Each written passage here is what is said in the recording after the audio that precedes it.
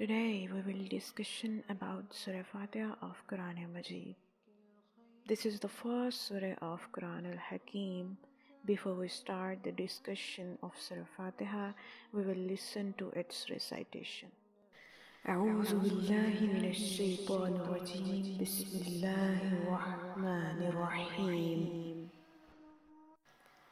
الحمد لله رب العالمين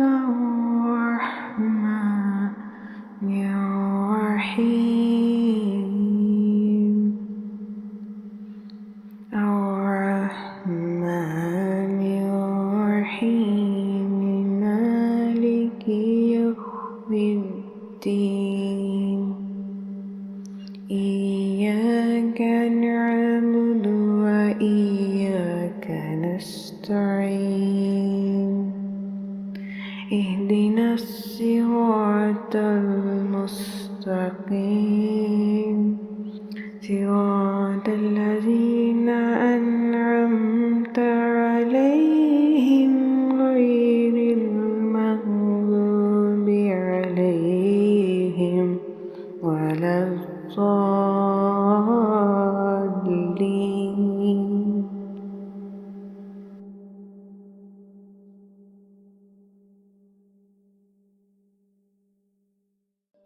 بسم اللہ الرحمن الرحیم.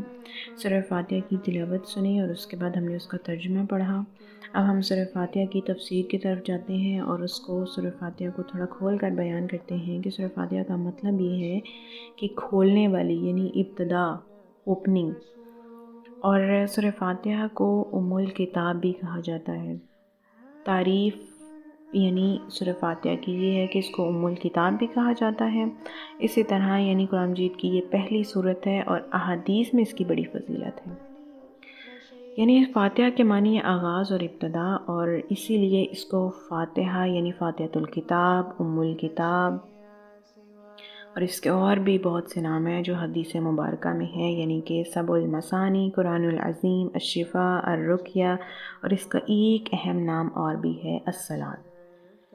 اور اس کی فضیلت کے اعتبار سے اس کی یہ تعریف تھی. اور اب ہم اس کی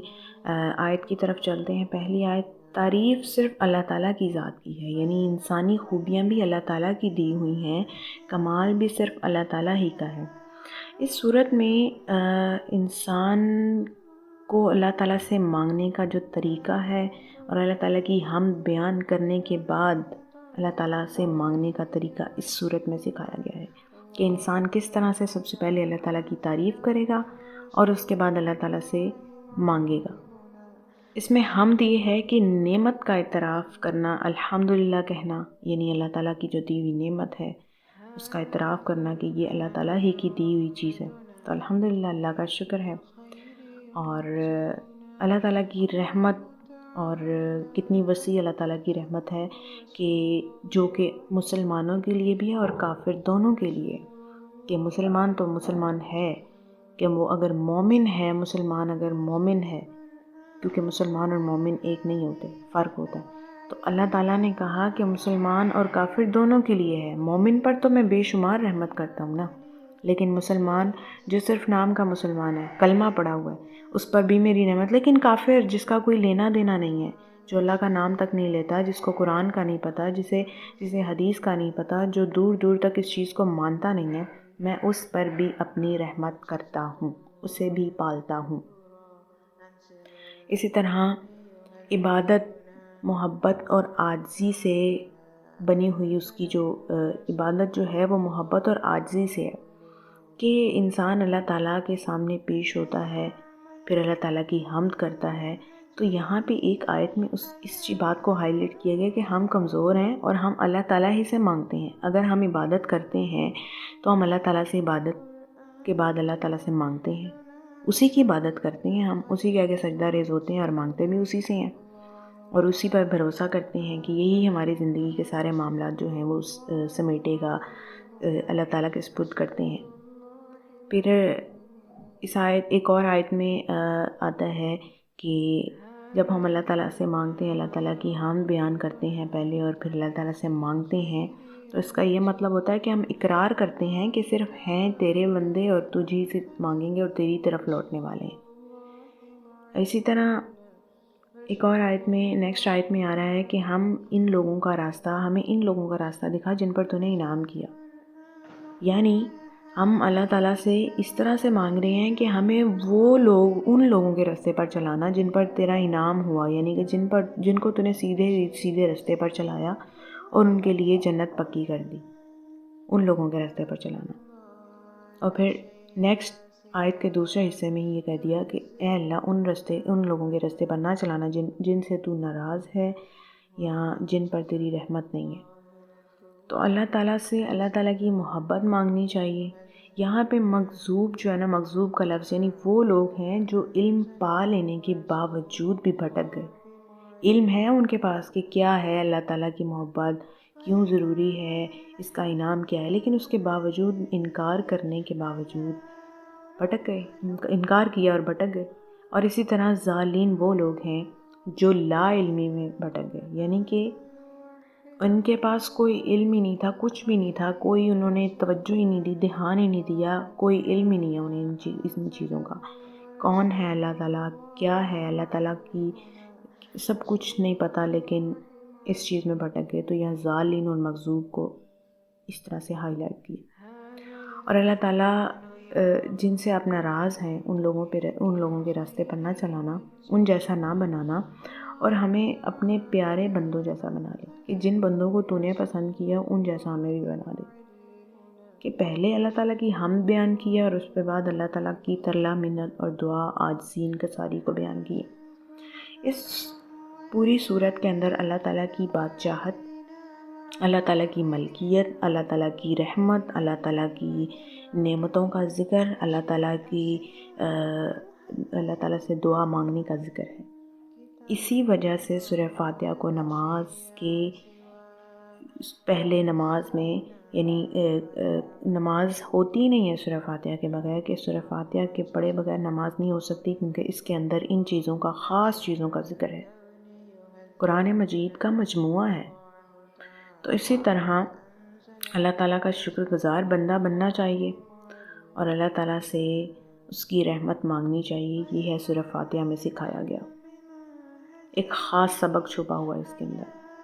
اگر سورہ فاتحہ کو کھولا جائے اور اس کو بیان کیا جائے تو بہت سے مفسرین لکھتے ہیں کہ اس کو لکھنے کے لیے صفحے کم پڑ جائیں گے، اتنی اس کی تفصیل ہے، اتنا زیادہ یہ اس کا علم ہے، اتنی وسیع ہے یہ صورت۔ جیسے کہ ایک حدیث میں آتا ہے کہ اس کا ایک اہم نام الصلاۃ بھی ہے، جیسے کہ اللہ تعالیٰ فرماتے ہیں قسمت الصلاۃ بینی و بین عبدی، میں نے نماز کو اپنے اور اپنے بندے کے درمیان تقسیم کر دیا۔ اور اسی سے مراد سورہ فاتحہ ہے، یعنی اس طرح اس کا نصف حصہ اللہ تعالیٰ کی حمد و ثنا پر ہے اور باقی نصف حصہ یعنی دعائیں، حمد و ثنا، اس کی رحمت، اس کی ربوبیت، عدل و انصاف اور بادشاہت ہے۔ اور اسی طرح ایک حدیث میں سورہ فاتحہ کو نماز کی اس سے تعبیر کیا گیا ہے، اسی لیے اس بات سے واضح معلوم ہوتا ہے کہ نماز میں اس کا پڑھنا کتنا ضروری ہے۔ اور ایک حدیث میں آپ صلی اللہ علیہ وسلم نے فرمایا لا صلاۃ لمن لم یقرأ فاتحۃ الکتاب، یعنی صحیح مسلم اور صحیح بخاری دونوں کی حدیث ہے، اور اس شخص کی نماز نہیں جس نے سورہ فاتحہ نہیں پڑھی۔ یعنی ہر نماز میں سورہ فاتحہ ہر طرح سے پڑھی جائے گی، یعنی اگر فرض نماز ہے، نفل ہے، وتر ہے، سنت ہے تو پڑھنا ضروری ہے۔ اور اسی طرح باجماعت ہو یا نماز امام کے ساتھ پڑھی جا رہی ہو یا نماز آپ اپنی پڑھ رہے ہیں، دونوں ہر لحاظ سے سورہ فاتحہ آپ نے لازمی پڑھنی ہے۔ اور سورہ فاتحہ سے پہلے تعوذ اور تسمیہ یعنی اعوذ باللہ اور بسم اللہ بھی پڑھنا ضروری ہے۔ یعنی جب تم قرآن مجید کو پڑھنے لگو تو اللہ تعالیٰ کی جناب میں شیطان سے پناہ مانگ لو، ٹھیک ہے۔ یہ سورہ نحل کی آیت کا ترجمہ ہے کہ جب بھی اللہ تعالیٰ کی یا کوئی بھی کام کریں تو بسم اللہ پڑھنا تو ضروری ہے۔ اور بسم اللہ کے لیے اس کی فضیلت یہ ہے کہ جو بھی کبھی کوئی بھی کام شروع کرنے لگیں تو اس سے پہلے ہمیں بسم اللہ لازمی پڑھنی چاہیے۔ لیکن یہ قرآن مجید ہے، سورہ فاتحہ ہے، تو سورہ فاتحہ سے پہلے تعوذ اور بسم اللہ، کوئی بھی صورت ہے صورت سے پہلے تعوذ اور بسم اللہ لازمی ہوتا ہے۔ اور اسی طرح سورہ فاتحہ کی پہلی آیت ہے الحمدللہ رب العالمین، یعنی تمام تعریفیں اللہ رب العالمین کے لیے ہیں، اور اللہ کی اور اس کے لیے خاص استعمال کیا گیا ہے کہ الحمدللہ رب العالمین۔ اس آیت میں بہت سی خاص باتیں ہیں جن کا ذکر تفسیر میں آئے گا کہ اللہ تعالیٰ کی تعریف، جو کوئی بھی تعریف ہے اس دنیا میں، اگر کسی بھی چیز کی تعریف ہے تو اصل میں اس کا حقدار کون ہوتا ہے۔ فار ایگزامپل، اگر ہم نے کوئی چیز بنائی ہے اپنے ہاتھوں سے، تو اصل میں اس کی تعریف کس کو جاتی ہے کہ جس انسان نے بنائی ہے وہ بنایا ہوا انسان کس کا ہے؟ اللہ تعالیٰ کا۔ کوئی یہ نہیں کہہ سکتا کہ یہ انسان کسی اور انسان نے بنایا ہے، اسی لیے اس کی تعریف صرف انسان کو جاتی ہے۔ اصل میں انسان اللہ تعالیٰ کا پیدا کردہ ہے، اللہ تعالیٰ کی مخلوق ہے، اشرف المخلوقات میں آتا ہے، اور اس انسان کے ذریعے جو بھی چیز بنائی جائے گی، جو بھی چیز بنے گی، چاہے وہ جتنی بڑی بڑی بلڈنگز ہوں، جتنے بڑے بڑے کام ہوں، البتہ کوئی بھی ایسا کام ہو تو وہ سب کا سب اس کی تعریف جو بھی ہوگی وہ اصل حقدار اللہ تعالیٰ ہی ہے۔ اگر کسی انسان کے اندر کوئی خوبی، حسن یا کوئی بھی کمال ہو جیسے کہ، تو وہ بھی اللہ رب العزت کی جانب سے ہی ہے کہ اس کا اپنا پیدا کردہ نہیں ہے، یہ اسکل اس کے پاس ہے، وہ یہ کر سکتا ہے، وہ یہ بنا سکتا ہے، تو اصل میں یہ تعریف صرف اللہ تعالیٰ ہی کو جاتی ہے۔ اسی لیے پھر حمد اور تعریف کا مستحق بھی اللہ تعالیٰ ہی کو ٹھہرایا جا سکتا ہے۔ اور اسی طرح اللہ تعالیٰ بھی صرف اللہ کا جو لفظ ہے وہ ہمیں صرف اللہ تعالیٰ ہی استعمال کرنا چاہیے، کوئی اور لفظ نہیں، کیونکہ اللہ تعالیٰ کا سب سے خوبصورت نام اللہ ہے، اور اس کی تعریف بھی، جو بھی کوئی تعریف بھی ہو، وہ بھی صرف اللہ تعالیٰ ہی کی لیے ہوتی ہے۔ یہاں الحمدللہ کا جو ذکر ہے یہ کلمہ شکر ہے، یعنی کلمہ شکر ہے جس کی بڑی فضیلت ہے، اور احادیث بھی ہیں اس پہ۔ ایک حدیث یہ ہے لا الہ الا اللہ، یعنی اس کو افضل الذکر کہا گیا ہے، اور الحمدللہ کو افضل الدعا کہا گیا ہے کہ یہ دعا ہے، افضل دعا ہے۔ اور اس کی تعریف جو تمام جہانوں کا پالنے والا ہے، رب العالمین، یعنی کہ جو تمام جہانوں کا پالنے والا ہے،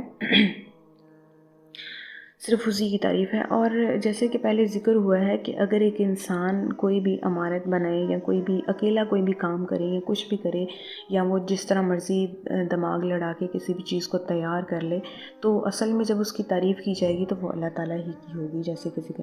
اسی طرح کیونکہ ملکیت اللہ تعالیٰ نے، پوری کائنات اللہ تعالیٰ نے بنائی ہے، اس دنیا میں جو بھی چیزیں ہیں اللہ تعالیٰ نے، جو بھی انسان کی استعمال کرنے کے لیے جو چیزیں بنائی ہیں وہ اللہ تعالیٰ ہی نے بنائی ہیں۔ تبھی انسان کے اندر پہلے ایک سوچ پیدا کی، انسان کے اندر دماغ میں کوئی چیز ڈالی، تبھی انسان نے وہ چیز بنائی، تو اصل تعریف کا مستحق صرف اللہ تعالیٰ ہے۔ تو آیت کا دوسرا حصہ کہ وہ تمام جہانوں کا پالنے والا ہے، کہ انسان جو ہے وہ چاہے جو بھی ہو، جیسا کہ پہلے ذکر کیا ہے کہ کافر ہو یا مسلمان ہو یا جو بھی ہو، اللہ تعالیٰ سب کو پال رہا ہے۔ یہ نہیں ہے کہ مسلمان ہے تو اللہ تعالیٰ اس کو صرف اسی کو اپنی رحمت کے سائے میں رکھتا ہے، اسی کو نعمتیں دیتا ہے، نہیں، اللہ تعالیٰ نے کافر کو بھی زندگی دی ہے، کافر کو بھی نعمتیں دی ہیں، ایک کافر کو بھی ہر طرح کی آسائش دی ہے۔ اور اللہ تعالیٰ اگر اس وقت کوئی بھی انسان اگر کوئی بھی گناہ کرے تو گناہ کرنے کے بعد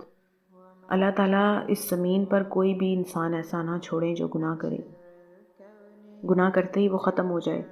تو اللہ تعالیٰ کی رحمت ہی ہے کہ انسان گناہ کر بھی رہا ہے تو اللہ تعالیٰ اس کو اپنی رحمت اور نعمت سے نوازتا ہے۔ یہ اللہ تعالیٰ کی بہت بڑی نعمت ہے کہ اللہ تعالیٰ سب کو رزق دے رہا ہے،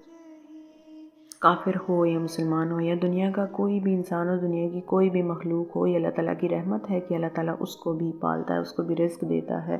اس کو بھی اپنی رحمت میں رکھتا ہے۔ تو یہ اللہ تعالیٰ کا بڑا عظیم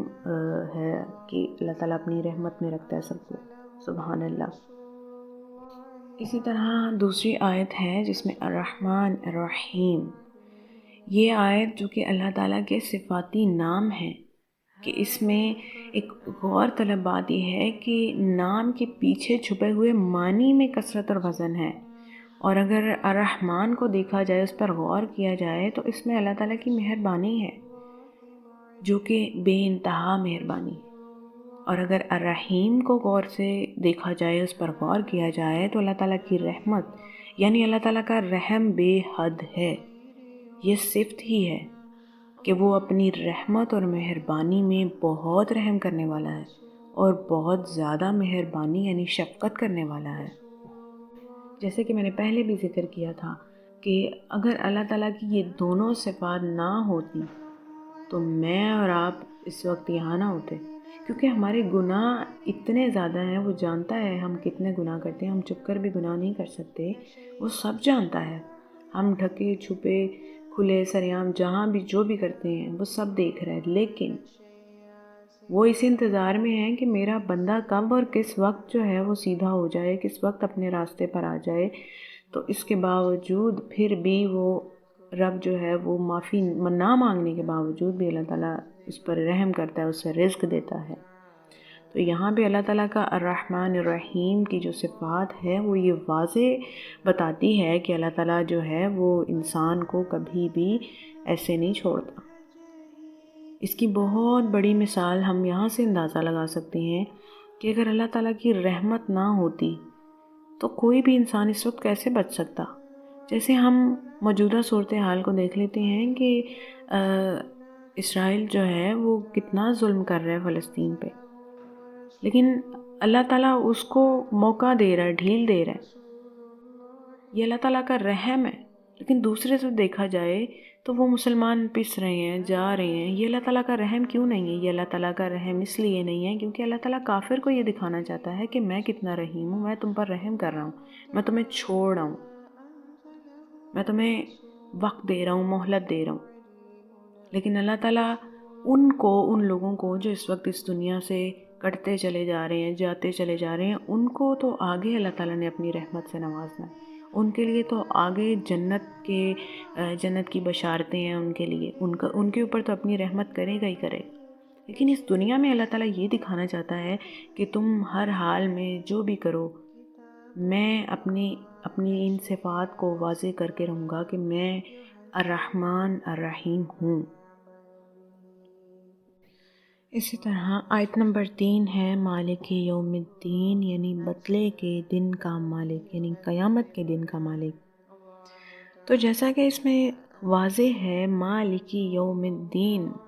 قیامت کے دن صرف اور صرف اللہ تعالیٰ ہی کی ملکیت ہوگی، اللہ تعالیٰ ہی پوری کائنات میں صرف اللہ تعالیٰ کی حکومت ہوگی، اور حکومت آج بھی اللہ تعالیٰ ہی کی ہے۔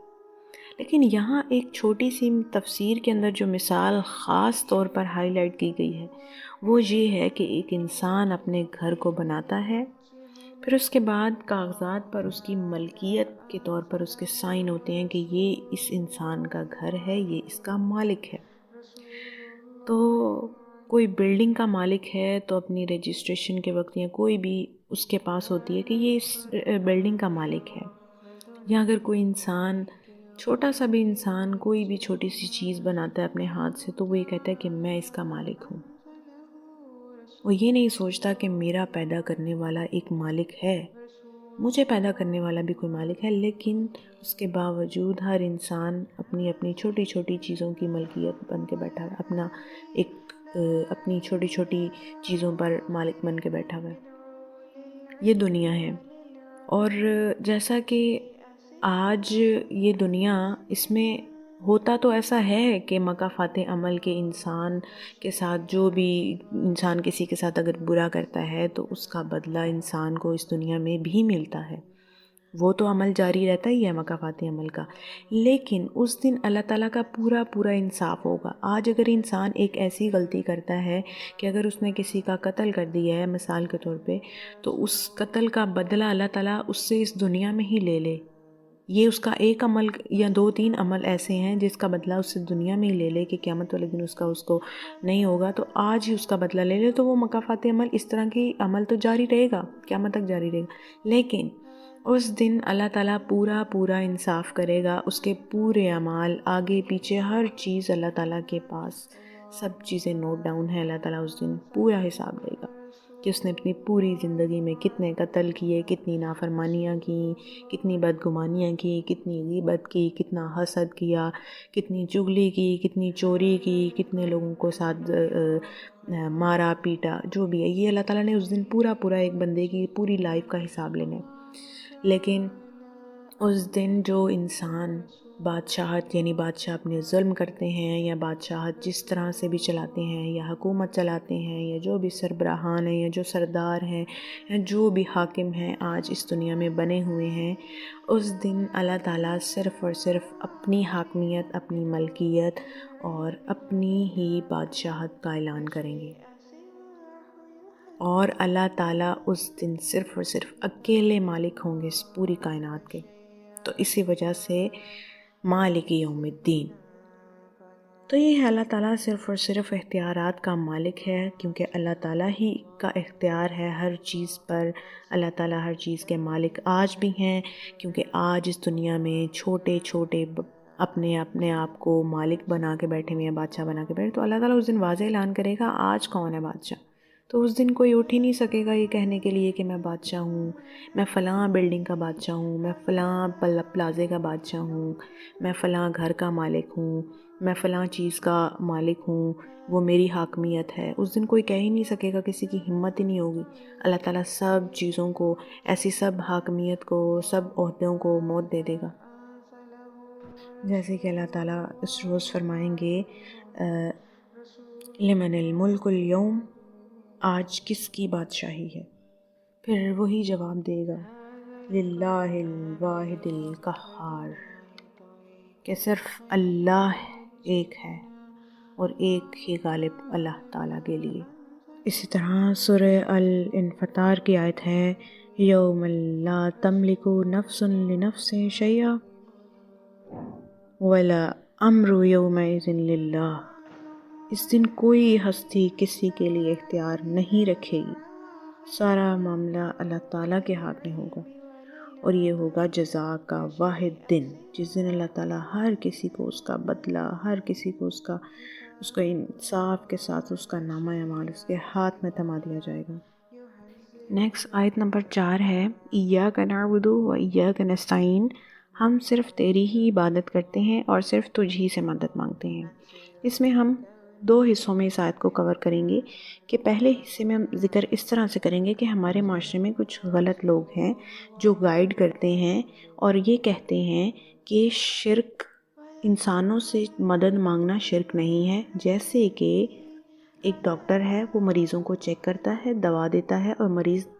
صحت یاب ہو جاتے ہیں، ان کو شفا مل جاتی ہے، تو اس کا کیا مطلب ہوا کہ ہم شرک کرتے ہیں؟ نہیں، ایسا نہیں ہے، ہم شرک نہیں کرتے، وہ لوگوں کو اس طرح سے گمراہ کرتے ہیں۔ پھر اگر ایک کوئی درزی ہے، کپڑے سلوانے ہم اس سے جاتے ہیں، ہم سی نہیں سکتے، ہم اسے سلوانے جاتے ہیں، تو اس کا مطلب ہے کہ درزی ہمارا کام کر کے دیتا ہے، تو اس کا مطلب ہے ہم شرک نہیں کرتے، ہم دوسروں سے مدد ہی مانگتے ہیں نا، تو یہ شرک نہیں ہے۔ اسی طرح وہ لوگوں کو گمراہ کرتے ہیں اور یہ کہتے ہیں کہ یہ شرک نہیں ہے۔ بہت سے معاملات ہمارے اس طرح سے ہیں جن میں وہ لوگوں کو گمراہ کرتے ہیں کہ لو اب آپ مدد مانگ رہے ہو، اس کا مطلب تو یہ ہوا نا کہ آپ شرک ہے، تو یہ شرک نہیں ہے۔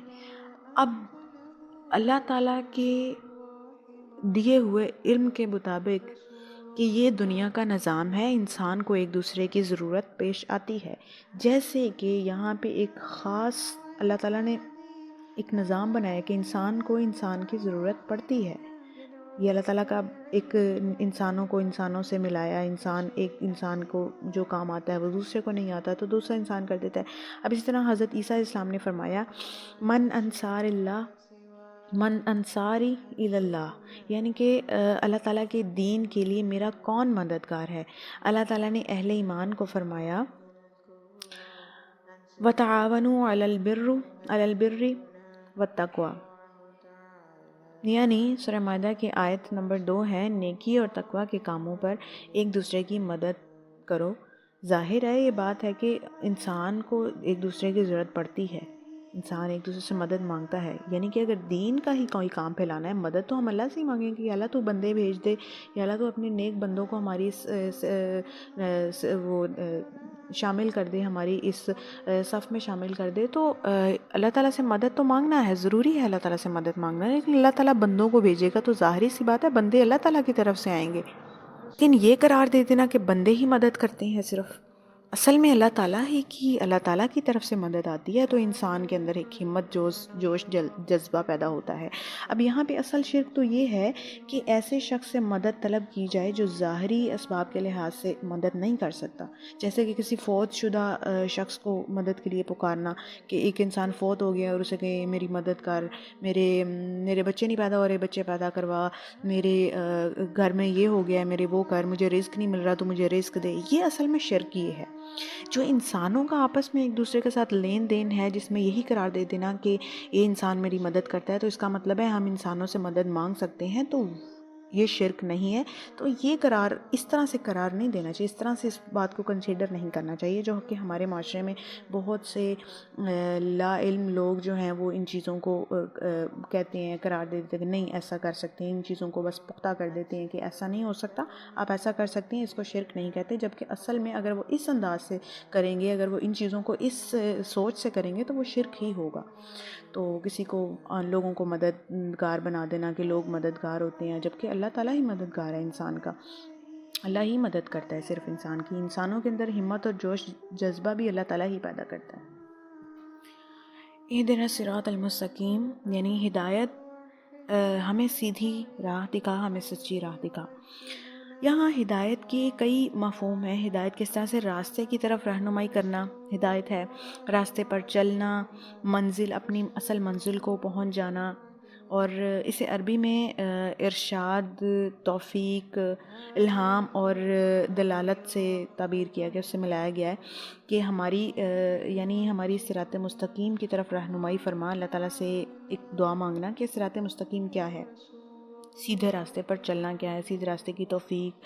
اور اس کی استقامت اللہ تعالیٰ سے مانگنا۔ یہاں اللہ تعالیٰ سے دعا ہے کہ اے اللہ ہمیں سیدھا اور سچا راستہ دکھا۔ کیا ہے، کون سا ہے سیدھا راستہ؟ سیدھا اور سچا راستہ کہ قرآن کے اندر، قرآن میں اللہ تعالیٰ نے جو بیان کیا گیا ہے کہ اس چیز سے میں روکوں گا، اس چیز سے رک جاؤ، اس چیز کا کرتے جاؤ گے تو اس کا یہ ملے گا، اس کا تمہیں دوزخ ملے گی، اس کے لیے تمہیں آگ ملے گی، آگ سے تمہارا پیٹ بھرے گا، اور اگر یہ رستہ اختیار کرو گے تو ان رستوں پر چلو گے تو جنت پاؤ گے۔ تو یہ اللہ تعالیٰ نے دو رستے خود ہی بتا دیے ہیں۔ تو انسان اس دنیا میں رہتا ہے، انسان کی جو اصل میں دماغ کے اندر جو اللہ تعالیٰ نے میموری میں جو چیز فیڈ کی ہے، وہ انسان آگ کو ہاتھ نہیں لگاتا۔ کیوں نہیں لگاتا؟ اسے پتہ ہے نقصان ہوگا، اس سے میں جل جاؤں گا۔ تو بالکل اللہ تعالیٰ نے اسی چیز کی مثال دے کے انسان کو بتایا ہے کہ صراط مستقیم کیا ہے، سیدھا رستہ آخر ہے کیا۔ تمہارا سیدھا رستہ یہ ہے کہ تم اس چیز سے بچو جس چیز کے بعد تمہیں آگ چھو لے، تمہیں آگ کھا جائے، اس چیز سے بچ جاؤ۔ اس سے بچ جاؤ گے تو سیدھا رستہ، کہ اس سے ہٹ کر چلو گے تو سیدھا رستہ، جیسے تقوی اختیار کرو، یعنی کہ خاردار جھاڑیوں سے بچ کر سائڈ سے نکل جاؤ تو یہ تمہارا سیدھا رستہ ہے۔ تو یہ اللہ تعالیٰ نے اس میں سکھایا۔ اصل میں اللہ تعالیٰ نے یہ اس آیت میں بتایا کہ انسان جو ہے وہ سیدھا رستہ کیسے چنے، کہ سیدھا رستہ ہے کیا۔ اس کی عقل، اس کی سوچ یہاں سے اس بات کا اندازہ لگا سکتی ہے کہ ایک انسان اس دنیا میں رہتے ہوئے اس چیز کا اندازہ لگا سکتا ہے کہ ایک آگ کی مثال ہے، آگ کے پاس انسان نہیں جا سکتا، آگ کو ہاتھ نہیں لگا سکتا، آگ کو کھا نہیں سکتا، آگ کے اوپر بیٹھ نہیں سکتا، چل نہیں سکتا۔ تو اس کا مطلب یہ ہوا کہ انسان آگ کو نہیں با سکتا، اسی لیے بتایا اس سے بچ کر رہو، اس سے بچو گے، اس میں جلنے والے، اس میں ایسے کام نہیں کرو گے تو بچ جاؤ گے اور سیدھے رستے کو پالو گے۔ آیت نمبر 5 ہے صراط الذین، اسی طرح آیت نمبر 6 ہے صراط الذین انعمت علیہم غیر المغضوب علیہم ولا الضالین، ان لوگوں کا راستہ جن پر تو نے انعام کیا، اور ان پر نہیں جن پر تو نے غضب کیا اور گمراہ ہوئے۔ یعنی ان لوگوں کے راستے پر نہ چلانا، پچھلی آیت سے اٹیچ کر کے کہ ان لوگوں کے راستے پر نہ چلانا جن پر تیرا غضب ہوا اور وہ گمراہ ہوئے، ان لوگوں کے راستے پر چلانا جن پر تیرا انعام ہوا، یعنی جن پر تو نے انعام کیا، اپنی رحمت کی، اپنا فضل کیا۔ یہ صراط مستقیم کی وضاحت یہ ہے کہ یہ سیدھا راستہ وہ ہے جس پر وہ لوگ چلے جن پر تیرا انعام ہوا ہے، یعنی شہداء، صدیقین اور صالحین، جیسا کہ سورہ نساء میں اس کا ذکر ہے، وَمَن يُطِعِ اللَّهَ وَرَسُولَهُ فَأُولَٰئِكَ مَعَ الَّذِينَ أَنْعَمَ اللَّهُ عَلَيْهِم مِّنَ النَّبِيِّينَ وَالصِّدِّيقِينَ وَالشُّهَدَاءِ وَالصَّالِحِينَ وَحَسُنَ أُولَٰئِكَ رَفِيقًا۔ اور جو اللہ اور اس کے رسول کی اطاعت کرتے ہیں وہ قیامت کے دن ان لوگوں کے ساتھ ہوں گے جن پر اللہ تعالیٰ نے انعام کیا، یعنی انبیاء، صدیقین، شہداء اور اطاعت کرنے والے، صالحین، اور ان لوگوں کی رفاقت بہت ہی خوبصورت ہوگی۔ اور اس آیت میں یہ بھی واضح کر دیا گیا ہے کہ انعام یافتہ لوگوں کا یہ راستہ اطاعت الہی اور اطاعت رسول ہی کا راستہ ہے، نہ کہ کوئی اور راستہ، یعنی کہ اللہ تعالیٰ نے انبیاء اور رسول، شہداء، صادقین، سچے لوگ، انبیاء، مومن کس لیے پیدا کیے ہیں، اور صحابہ کرام، ان لوگوں کی مثالیں، یعنی اللہ تعالیٰ نے ان کی مثالیں یہاں کیوں دی ہیں کہ ان لوگوں کے راستے پر، اور ان لوگوں کی مثالیں کہاں سے ملیں گی؟ ان لوگوں کی مثالیں قرآن خود دیتا ہے کہ اللہ تعالیٰ نے قرآن مجید میں انبیاء کے واقعات اور انبیاء کو بیان کیا ہے کہ انبیاء کے صبر، اللہ تعالیٰ نے انبیاء کی آزمائشیں کہ ان کا صبر، جس میں حضرت ابراہیم، حضرت اسماعیل اور حضرت موسیٰ اور حضرت عیسیٰ، ان کی اللہ تعالیٰ نے خاص ان کو بیان کیا گیا، اور ان کی مثالیں دے کر اللہ تعالیٰ نے کہا کہ ان کے راستے پر چلو گے تو اللہ تعالیٰ، اور سب سے بڑی ہمارے پیارے نبی حضرت محمد صلی اللہ علیہ وآلہ وسلم، ان کی مثال پیش کی۔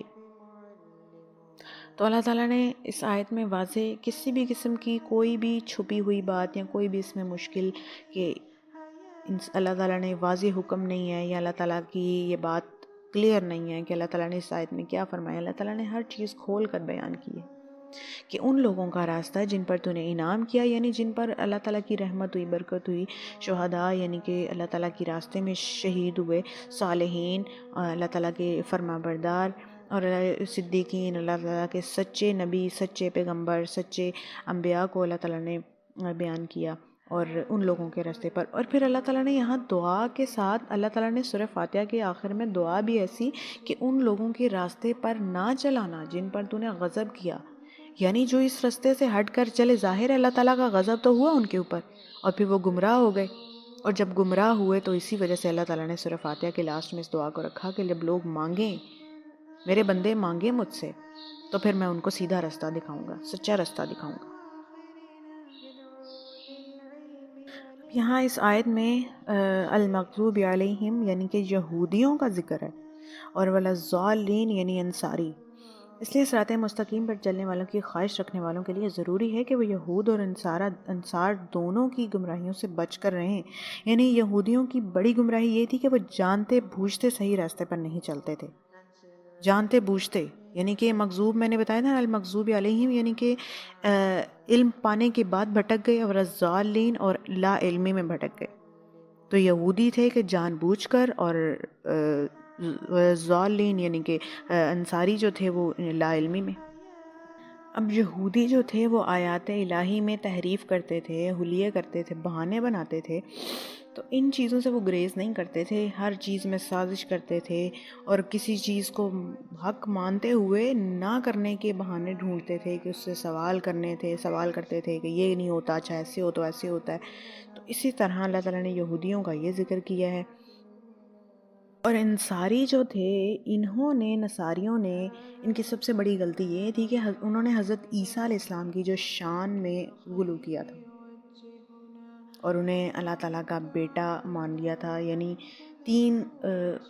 خدا میں سے ایک قرار دیا، یعنی کہ اللہ تعالیٰ کا بیٹا، حضرت عیسیٰ علیہ السلام کو اللہ تعالیٰ کا بیٹا بنا دیا۔ تو یہ ان کی نصاریوں کی یہ غلطی تھی، انہوں نے یہ غلطی تھی۔ اور یہودی جو تھے وہ، جیسے کہ میں نے پہلے ذکر کیا ہے، تو اللہ تعالیٰ نے یہاں پہ صراط الذین انعمت علیہم غیر المغضوب علیہم ولا الضالین کو اس طرح سے بیان کیا گیا ہے۔ اسی طرح سورہ فاتحہ ہماری اختتام پر ہے، اور سورہ فاتحہ کے آخر میں آمین کہنے کی نبی صلی اللہ علیہ وسلم نے بڑی تاکید کی ہے اور فضیلت بیان کی ہے اور فضیلت فرمائی ہے، اور اس کے لیے امام اور مقتدی ہر ایک کو آمین کہنی چاہیے۔ نبی صلی اللہ علیہ وسلم نے جہری نمازوں میں اونچی آواز سے آمین کہا کرتے تھے، اور صحابہ کرام بھی، حتیٰ کہ مسجد گونج اٹھتی تھی۔ یہ ابن ماجہ اور ابن کثیر میں ہے، اور اونچی آواز سے کہنا سنت ہے اور صحابہ کرام کا معمول تھا، اور وہ کہا کرتے تھے آمین۔ اور دعا کے بعد انسان جب آمین کہتا ہے تو اس سے قبولیت میں وزن زیادہ ہوتا ہے، کہ اللہ تعالیٰ قبولیت جو ہے وہ، کہ ایک انسان دعا مانگ رہا ہے اور دوسرا کہہ رہا ہے کہ آمین، کہ اللہ واقعی اس دعا کو قبول فرما دے۔ تو اللہ تعالیٰ سے دعا ہے، ہم بھی اللہ تعالیٰ سے دعا کرتے ہیں کہ اس پوری صورت کے اندر جو بھی خوبصورت سبق ہے، جو بھی اللہ تعالیٰ کی حمد ہے، ہمیں اس حمد کو سمجھیں اور اس حمد کے تھرو ہم اللہ تعالیٰ سے دعا مانگیں۔ اور اسی طرح اس کے اندر جو اللہ تعالیٰ نے دعائیں مانگی ہیں، جو اللہ تعالیٰ نے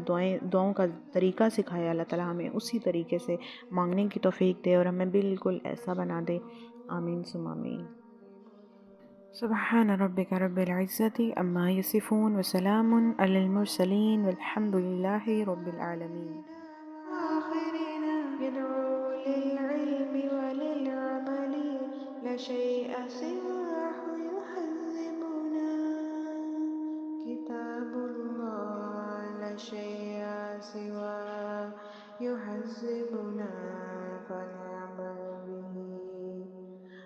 ومعجزة الله الكبرى عن سر الكون يهذبنا الله تعالى أنزله ورسوله الله